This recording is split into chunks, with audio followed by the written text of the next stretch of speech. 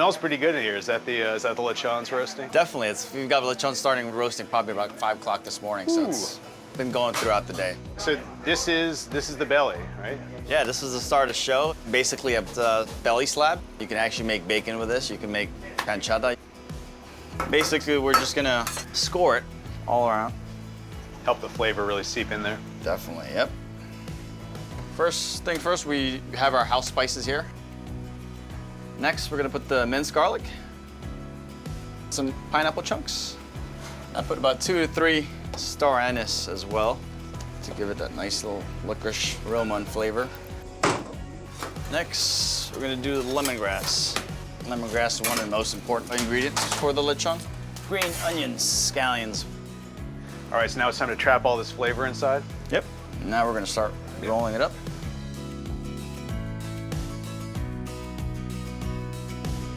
You wanna keep this as dry as you can. That's gonna help with the crispiness of the skin. Can't wait to see it turn into a lechon. Yeah. Obviously, the final product comes out burning hot, so gotta really be careful. Oh my God.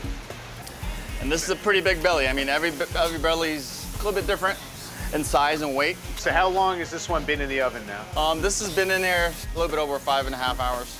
And what are you looking for on this skin right here? Basically, you just want that mahogany color, as smooth as you can.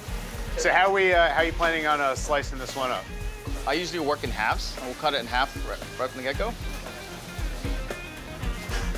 Oh, look at that steam escaping. I love to see that. Wow. You can see all the fat right there. It renders out over a period of time when the slower you cook it, and that's kind of what you want, the little separation from the skin and the meat. And then I know we're gonna taste that there, but I gotta try just a little piece of the skin right here. Grab it yourself and just, oh my God. It's crunchy and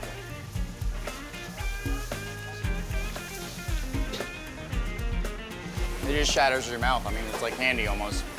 Like a kind of a delicious, like kind of pork potato chip or something. There you go. And I mean, it's so crispy. How is that even possible? I mean, it's the art of cooking it for a really long period of time.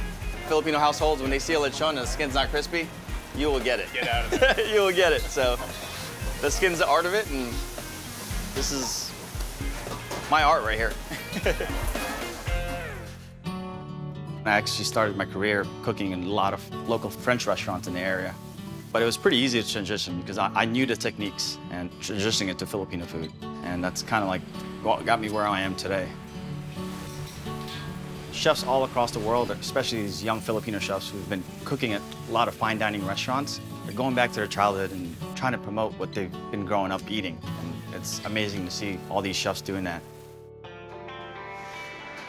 Chef, man, this looks pretty impressive. You can see all the different sort of flavors inside, all the lemongrass, all the garlic coming in. A little bit of salad on the side will go great with that as well, which is our ginger papaya salad. I know you try to skin in the back in the kitchen, but now you're gonna have the full experience of actually eating the whole dish at once with the sauces, with the salad, and all that stuff. So I'm gonna take a bite first, and then we'll go for the sauces. yep.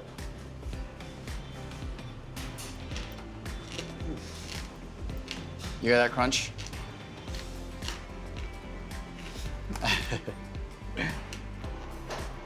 Oh my God, Javier. Between the meat, seasoned all the way through, and the skin.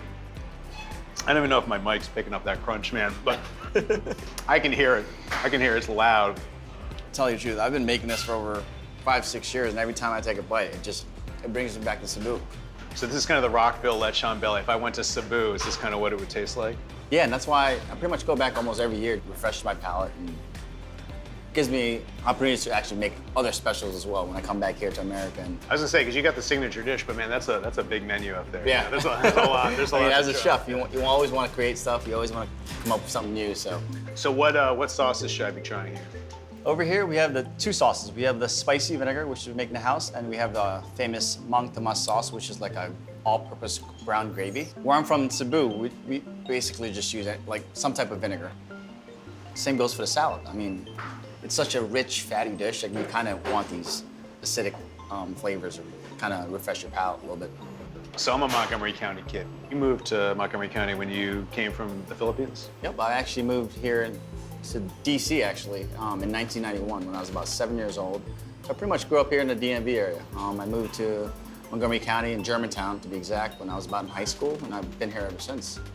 And did you ever imagine when you were growing up here that Filipino food would be having kind of the moment it's having right now? I mean, growing up as a kid, I never imagined it would actually be in like Montgomery County or Maryland in general. We actually had to drive over the bridge to go to Virginia to try some Filipino food. Over the last couple of decades, and it's obviously the new generation of Filipino chefs are changing that, and they're opening up all over. And it's kind of cool that you guys are focusing on this one dish, because I know there's a lot of great, Filipino restaurants in this area, but this is unique because it sure showcases this flavor of Cebu, where maybe, there's a lot of islands in the Philippines, right? Over 7,000. 7,000 islands, man. And no one does roasted pork better than Cebu. For me, I think Cebu makes the best lechon in the world.